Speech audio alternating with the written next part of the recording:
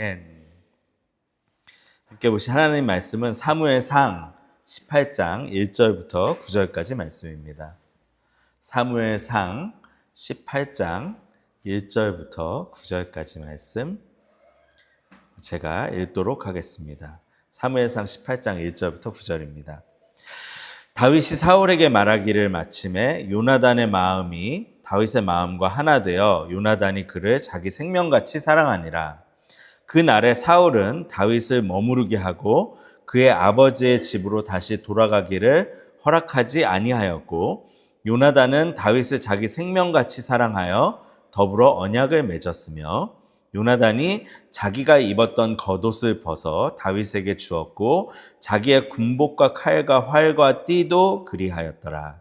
다윗은 사울이 보내는 곳마다 가서 지혜롭게 행하며 사울이 그를 군대의 장으로 삼았더니 온 백성이 합당히 여겼고 사울의 신하들도 합당히 여겼더라. 무리가 돌아올 때 곧 다윗이 블레셋 사람을 죽이고 돌아올 때에 여인들이 이스라엘 모든 성읍에서 나와서 노래하며 춤추며 소고와 경쇠를 가지고 왕 사울을 환영하는데 여인들이 뛰놀며 노래하여 이르되 사울이 죽인 자는 천천히요 다윗은 만만이로다 한지라. 사울이 그 말에 불쾌하여 심히 노하여 이르되 다윗에게는 만만을 돌리고 내게는 천천만 돌리니 그가 더 얻을 것이 나라 말고 무엇이냐 하고 그날 후로 사울이 다윗을 주목하였더라. 아멘. 이것은 하나님의 말씀입니다. 이 예수님의 복음이 우리 삶을 변화시키기 시작하면 우리 삶에서 무엇을 가장 먼저 변화시키느냐? 관계를 변화시키죠. 우선 우리와 하나님과의 관계가 변하게 됩니다. 예수님을 믿으면 원수되었던 자들에서 하나님의 자녀로 그 관계가 변화되고 그렇게 시작된 하나님과의 관계의 변화는 내 스스로를 바라보는 내가 나를 대하는 것이 달라지는 나 스스로하고의 관계의 변화로도 이어집니다. 그렇게 또 가까운 사람들, 가족들과의 관계의 변화로도 이어지고 또 이웃과 같이 일하는 사람들, 보이지는 않지만 멀리 있는 어려움 가운데 있는 사람들을 대하는 것까지 복음은 관계의 모든 부분을 변화를 시킵니다. 그렇게 하나님과의 관계는 모든 관계의 깨어짐과 어그러짐을 회복하는 키가 되는데요. 근데 우리가 하나님과의 관계를 생각했을 때 잘 누리지 못하는 거 하나가 있습니다. 특히 에이션들이 그래요. 한국 사람들이 그래요. 그게 뭐냐면 우정을 잘 못 누려요. 우정. 예. 영어로는 friendship이죠. 우정이 이제 보니까 우정은 제가 데피니션을 찾아보니까 친구 사이에 나누는 정신적, 정서적 유대감을 말할 때 쓰이는 용어인데요. 그래서 검색을 해보면 이 친구 관계를 어떻게 규정하냐면 동급생, 이웃, 직장 동료 등이 누리는 유대감으로 지인이나 동맹보다 더 강한 형태의 대인 관계다. 이걸 이제 우정의 관계다 이렇게 디파인을 하더라고요. 근데 우정이 참 좋은 단어인데 아쉬운 거예요. 왜냐하면 동료, 동급생, 비슷한 나이 또래로 제한이 되는 것 같거든요. 영어인 friendship은 훨씬 더 좀 폭넓게 사용이 됩니다. 서양권에서는 부부관계에서도 friendship을 굉장히 강조하고 상하 관계에서도 friendship을 누릴 수 있다는 것을 얘기를 많이 하죠. 단어가 가진 한계가 있지만 이 우정, friendship은 사실 모든 관계에서 누릴 수 있는 것이고 하나님하고의 관계에서도 굉장히 중요한 에센스다라는 것인데 그거를 이제 저희가 잘 못 누리고 있다는 거죠. 그래서 프렌십에 대해서 좀 생각을 해보고 싶습니다. 저희가 읽은 말씀이 사무엘상 18장인데 다윗이 집중적으로 좀 조명되기 시작하는 부분이죠. 다윗의 인생에서 가장 드라마틱한 순간을 꼽는다면 골리앗과의 싸움, 그 전쟁으로 인해서 소년 다윗이 그 장수인 골리앗을 무너뜨리고 그걸로 인해서 이스라엘이 전쟁 자체를 이겨버리는 그런 엄청난 사건이 일어났는데 좀 그 일 이후에 일어난 상황이 오늘 말씀의 배경입니다. 그래서 승리하고 돌아오는 군대에게 사람들이 보내는 반응이 사무엘상 18장 6절에 나오거든요. 이렇게 얘기합니다. 무리가 돌아올 때 곧 다윗이 블레셋 사람을 죽이고 돌아올 때 여인들이 이스라엘 모든 성읍에서 나와서 노래하며 춤추며 소고와 경쇠를 가지고 왕 사울을 환영하는데, 전쟁을 이기고 오니까 왕이 먼저 웰컴을 받고 환영을 받고 그 가운데 이제 이어지는 노래가 있습니다. 그게 7절인데 여인들이 뛰놀며 노래하여 이르되 사울이 죽인 자는 천천히요 다윗은 만만히로다 한지라. 그러니까 전쟁에서 돌아오는데 사울이 이 노래를 들으니까 행복할 수가 없겠죠. 괜찮을 수가 없겠죠. 왜냐하면 다윗을 자기보다 10배 더 큰 자로 노래를 하고 있거든요. 자기는 천천인데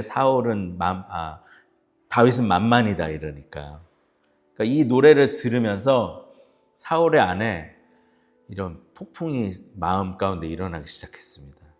그래서 마음을 휘저으면서 그 가운데 이 노래 때문에 결국은 사울이 견디지를 못해요. 시기, 질투, 분노로 인해서 어떤 일까지 벌이는가? 사울이 다윗한테 창을 던지죠. 분노에 이렇게 붙들린 사람이 되어버립니다. 왕의 모습을 잃어버리기 시작해요. 왕의 품격을 잃어버리기 시작해요. 참 안타깝죠. 근데 이 노래가 사실 사울만 듣는 노래는 아니거든요. 저희도 계속 듣는 노래잖아요.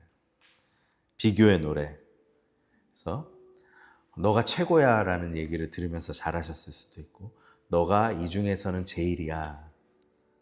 그래서 비교 가운데 우월감 가운데 사셨던 분들도 있고, 또 반대로 다른 아이들은 다 하는데 너는 왜 이것도 못하니?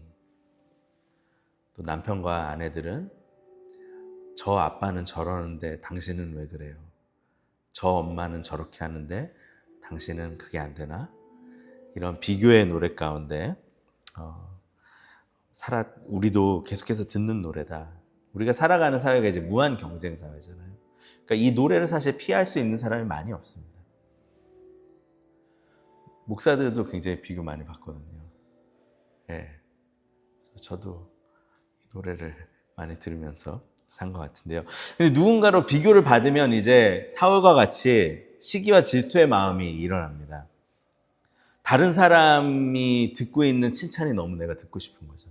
다른 사람이 갖고 있는 것이 내가 너무 갖고 싶고, 그러다가 거기서 이제 멈추지는 않고 시기와 질투가 커지면 미워하는 마음이 생기죠. 처음에는 나도 저 사람 같으면 얼마나 좋을까 하다가 나중에는 저 사람이 잘 안 됐으면 좋겠다. 거기까지 제 마음이 가게 되는. 그래서 모든 것을 다 가진 왕이 사울인데 시기와 질투가 커지면서 창을 던졌는데 이게 다윗의 삶만 파괴하는 창이 아니거든요. 다윗한테만 던진 창이 아니에요, 사실.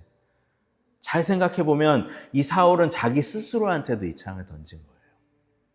이거를 던지는 순간 자기의 명예가 죽거든요. 자기의 품격이 사람들로부터 왕으로 받아들여졌던 그거를 잃어버린 거예요. 자기 스스로한테도 던진 창이라고요.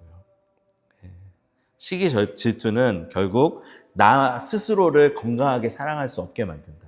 나에게도 공격을 하기 시작한다라는 것을 보게 됩니다. 근데 이제 오늘 본문은 이 시기 질투에 잡혀 먹혀서 창을 던지는 사울이 있는가 하면 반대를 또 살아가는 사람도 봅니다. 그 사람이 이제 요나단이죠. 사울의 아들 요나단. 생각해보면 이제 요나단이 가장 질투를 느꼈어야 되는 사람 중에 한 명이에요. 다윗한테. 사울의 아들이니까 다음 왕이 이제 요나단이 돼야 되는 거잖아요. 그러면 아버지는 이미 왕이 됐으니까 자기가 다음 왕이 되려면 사람들한테 인정이 필요한데 그거를 다윗이 받고 있거든요. 그러니까 불같이 시기하고 질투를 해야 되는 사람이 있다면 요나단이라고요. 근데 요나단은 다윗을 아끼고 사랑합니다. 3절 보시면 요나단은 다윗을 자기 생명같이 사랑하여 더불어 언약을 맺었다라고 얘기하고 4절 보면 요나단이 자기가 입었던 겉옷을 벗어 다윗에게 주었고 자기의 군복과 칼과 활과 띠도 그리했더라. 요나단이 자기의 겉옷과 무기를 주었는데 이게 겉옷 아무거나 준 거 아니에요. 내가 입던 잠바 잠깐 입으라고 한 게 아니에요. 왕자의 겉옷을 벗어서 준 거예요. 자신이 누구인지를 상징하는 그런 것들. 또 무기는 자기를 지켜주는, 전쟁에서 왕들은 가장 큰 칼을 들고 싸웠거든요. 고대 전쟁에서. 그러니까 왕자면은 짧은 칼 들고 싸우지 않았을 거라고요. 자기를 상징하는 무기를 어찌 보면 또 다윗한테 준 것입니다. 자기를 아끼듯이 다윗을 아껴줍니다. 어떻게 이럴 수 있었는가? 근데 요나단이 이전에 전쟁을 하는 모습을 보면 요나단이 다윗하고 같은 자세를 보여줘요. 골리앗하고 싸울 때 다윗이 그런 얘기를 하잖아요. 저자가 어찌 하나님의 거룩한 군대를 무시하는가. 전장에 하나님을 중심에 두거든요. 근데 요나단이 그렇게 해요. 그 이제 사무엘상 14장에 나오는데 요나단이 하나님을 멸시하는 자들을 보면서 화를 내요. 그러니까 약간 쌍둥이 같아요. 요나단과 다윗을 보면. 사무엘상 14장 6절을 제가 읽어드리면 요나단이 이렇게 얘기합니다. 요나단이 자기의 무기를 든 소년에게 이르되 우리가 이 할례 받지 않은 자들에게로 건너가자. 여호와께서 우리를 위하여 일하실까 하노라. 여호와의 구원은 사람이 많고 적음에 달리지 아니하였느니라 하는데 요나단도 다윗처럼 사실 불리한 상황이었던 거거든요. 근데 지금 가서 싸우면 우리가 이길 수 있다. 하나님의 이름으로 나아간 우리에게 승산이 있다. 마치 골리앗에게 나아가는 다윗과 같은 모습을 요나단이 보여줍니다. 요나단이 어떻게 다윗을 시기하고 질투하지 않을 수 있었는가? 요나단과 다윗은 같은 곳을 바라보고 있었어요. 거기에서부터 프렌십이 시작되는 거죠. 요나단은 시기 질투 대신 다윗과 친구가 될 수 있었습니다. 왜냐하면 하나님을 향해서 같이 시선을 두고 있었기 때문에, 같은 곳을 바라보고 있기 때문에. 근데 저도 나이가 들수록 이제 친구를 사귀는 게 참 어렵다는 것을 실감해요. 10대 때, 20대 때는 친구 되게 쉽게 사귀고 친구도 많고 그랬었는데 진정한 친구 두세 명만 있으면 그 사람의 인생이 성공했다라는 얘기 있잖아요. 그게 진짜 요새는 뼛속까지 많이 다가와요. 아, 두세 명도 아니다. 한 명만 있어도 나를 위해서 뭔가를 내어줄 수 있는 친구 한 명만 있어도 참 인생이 성공한 거겠구나라는 생각 많이 합니다. 근데 서로를 내어줄 수 있는 우정은 같은 곳을 바라볼 때 시작된다는 거예요. 물론 같은 곳을 바라볼 수 있는 주제는 많을 거예요. 취미가 비슷한 친구가 있을 수 있고, 좋아하는 스포츠가 같아서 그 친구하고 깊어질 수도 있고, 관심이 비슷할 수도 있고, 이루고 싶은 것이 비슷한 친구가 있을 수도 있고, 또 싫어하는 것이 비슷한 친구가 있을 수도 있습니다. 그래서 그 공유 가운데 친구가 될 수가 있겠죠. 하지만 그런 공통 관심사는 다 흔들리는 거라는 거예요. 다 변하는 거라는 거예요. 그러니까 그거를 베이스로 하면 라이프롱 프렌드를 만들기는 어려워요. 잠깐 친구가 되었다가 또 다른 사람을 찾아야 되고. 하지만 여러분, 하나님을 바라보는 그 시선을 견지하시고 그런 친구를 만나시면 삶을 함께 할 수 있는 친구, 영원한 친구를 만날 수 있습니다. 그런 사람을 만나면 세대의 차이를 넘어서 문화의 차이, 경험의 차이, 이 모든 것을 넘어서 프렌십을 누릴 수가 있다는 것입니다. 저희가 살아가는 시대는 이 우정하고는 정반대의 결을 가진 시대예요. 왜냐하면 제가 요새 많이 강조하는 거지만 저희 시스템 자체가 자본주의이기 때문에 자본주의의 이퀘이션은 기브 앤 테이크잖아요. 내가 이만큼 하는데 당신은 얼마나 해줄 수 있느냐. 이게 자본주의 시스템이거든요. 그러다 보니까 또 요새는 더더욱 물질적인 안정과 성공이 인생의 모든 것이 돼가는 시대를 살고 있어요. 그러니까 기브 앤 테이크가 얼마나 중요해요. 이게 뼛속까지 들어오는 거죠. 아, 내가 요만큼 주면 저 사람 날 얼마나 줄 수 있지? 이게 생각할 수밖에 없죠. 제가 캄보디아에 있으면서 시골에 들어갔을 때 제가 겪었던 문화 충격이 그거였거든요. 기브 앤 테이크가 뼛속까지 사람들이 아직 안 들어가 있어요. 시골 사람들은.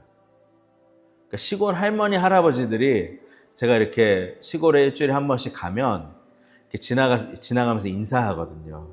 그러면 들어와서 뭐 먹고 가라 그래요. 교회도 안 나와. 그냥 잘 알지도 못해, 저를. 근데 그저 하면 이제 캄보디아어로 엉꾸일랭이라고 하거든요. 앉아서 놀다 가라. 엉꾸일랭이라는 말인데 그분들이 항상 하는 말 엉꾸일랭. 그리고 물도 막 이렇게 더러운 물도 떠다 주고. 그랬는데 저는 문화 충격인 거죠. 이 사람들이 왜 이러지? 근데 돌아보니까 제가 이상한 거예요. 저는 항상 기브 앤 테이크로 하는 도시에서 살다 보니까 이 사람들이 나한테 왜 이렇게 잘해주지? 이게 오히려 퀘스천이 되는 거죠. 요새도 여러분 생각해 보세요. 옆집 이웃이 나한테 너무 잘해주잖아요. 되게 이상하다. 옆집 이웃이 들어와서 차 한 잔 마시고 가라 그러잖아요. 되게 이상하게 느껴요. 저 사람이 뭐지? 왜 저러지? 퀘스천 마크 되거든요.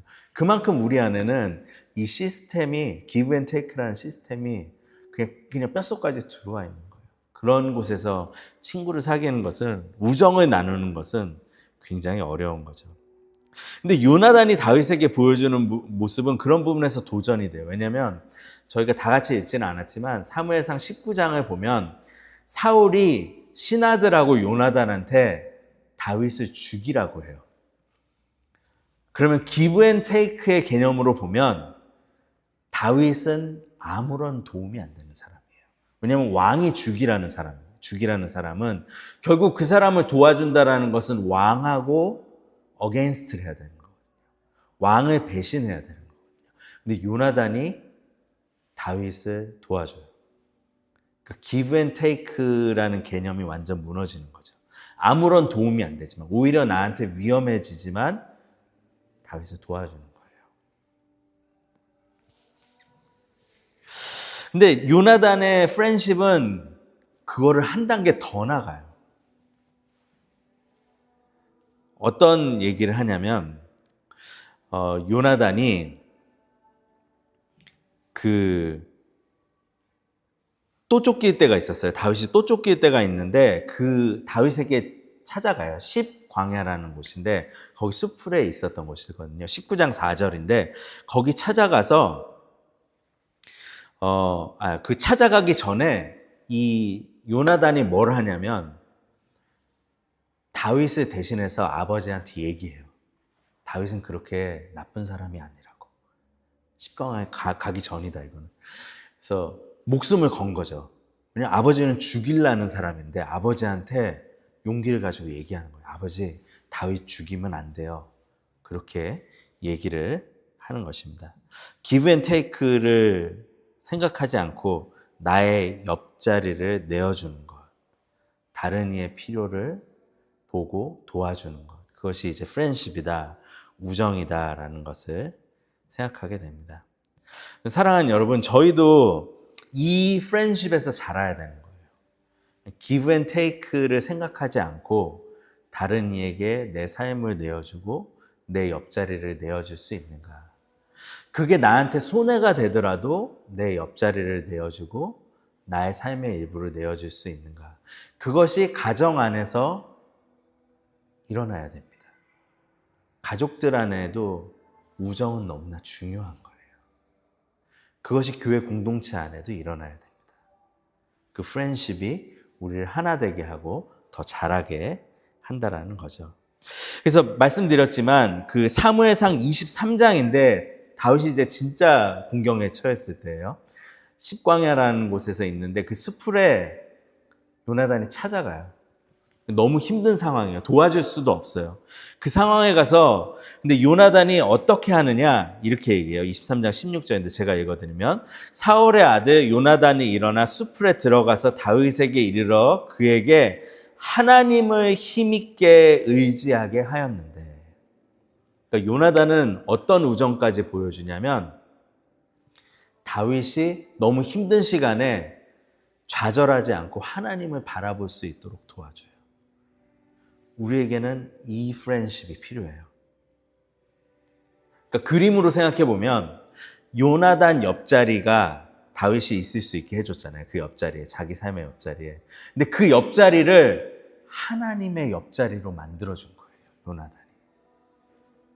자신의 옆자리로 초대하면서 그곳이 하나님과의 그 은혜를 경험할 수 있는 자리로 만들어준 거죠. 이렇게 사랑하고 격려한 거죠.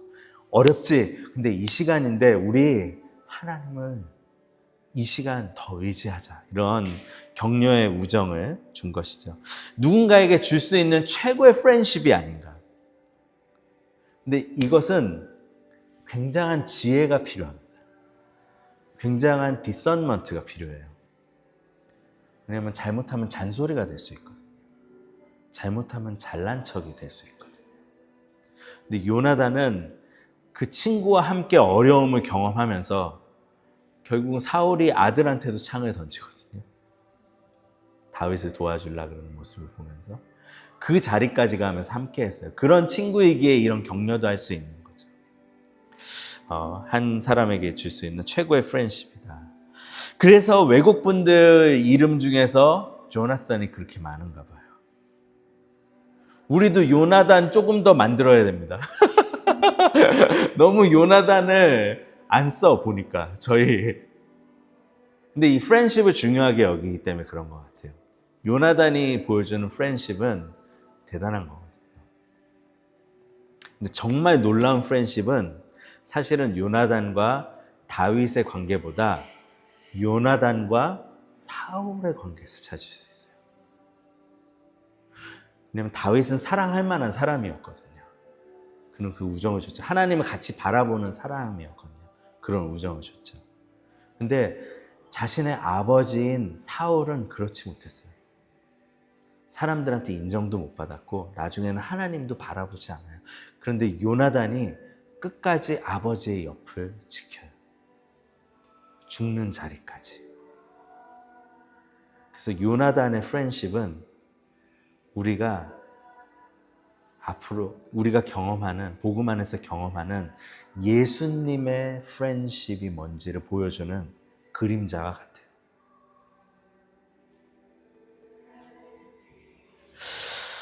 예수님이요, 저희를 끝까지 포기하지 않으시고 친구가 되어주세요. 요한복음 15장 13절을 보면 예수님이 이렇게 얘기하세요. 사람이 친구를 위하여 자기 목숨을 버리면 이보다 더 큰 사랑이 없나니. 예수님이 친구를 위해서 자기 목숨을 버리는 사랑이 제일 위대하다 하시고 자신의 목숨을 주세요, 우리한테. 예수님의 사랑에는 그 프렌십이 있는 거죠. 그걸로 끝나지 않고 예수님은 우리를 친구라 부르세요. 요한복음 15장 15절.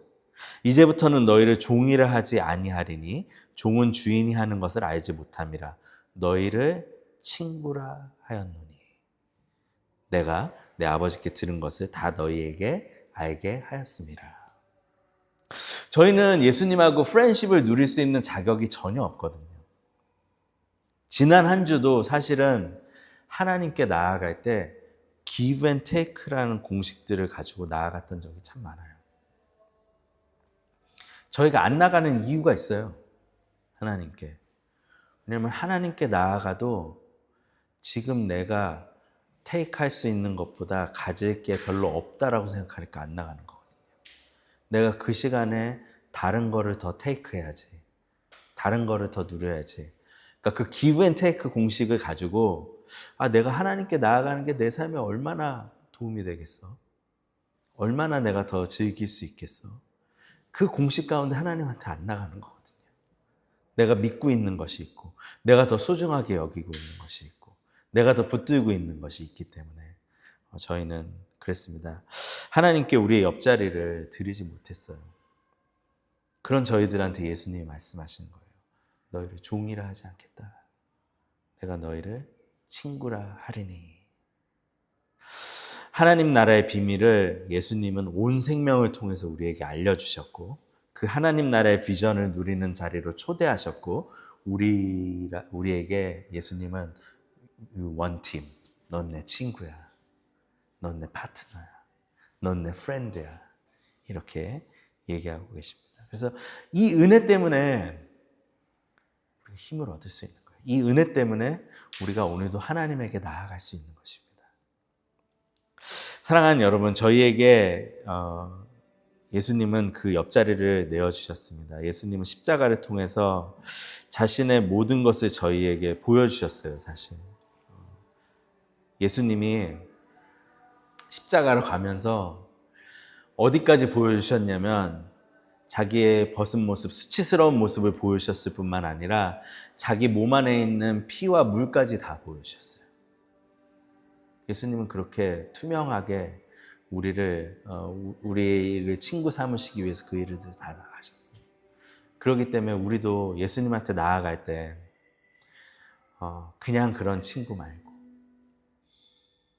내가 신뢰할 수 있는 친구, 나의 부끄러운 것도 얘기할 수 있는 친구, 아니 그걸 넘어서 나의 죄악까지도 털어놓을 수 있는 그런 친구, 그런 친구로서 예수님한테 나아갈 수 있어야 합니다. 죄에 번복되어 있는 마음의 동기까지도 보여드릴 수 있는 분은 우리에게 모든 것을 보여주신 예수님이시다.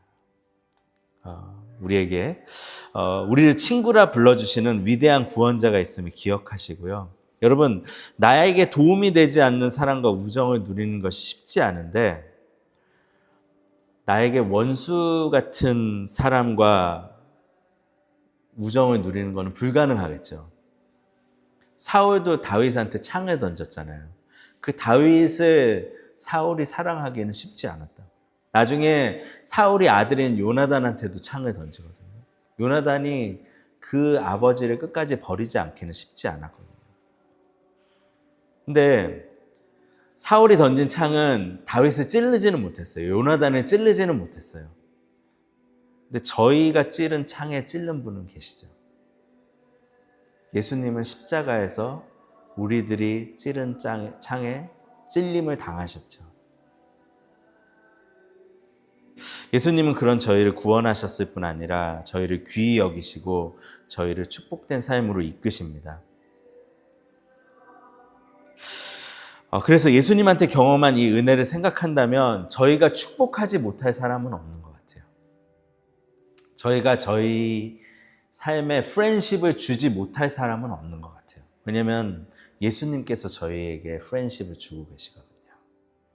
그러기에 사랑하는 여러분, 삶에서 우정을 줄 수 없는 사람들도 축복하고 축복하십시오.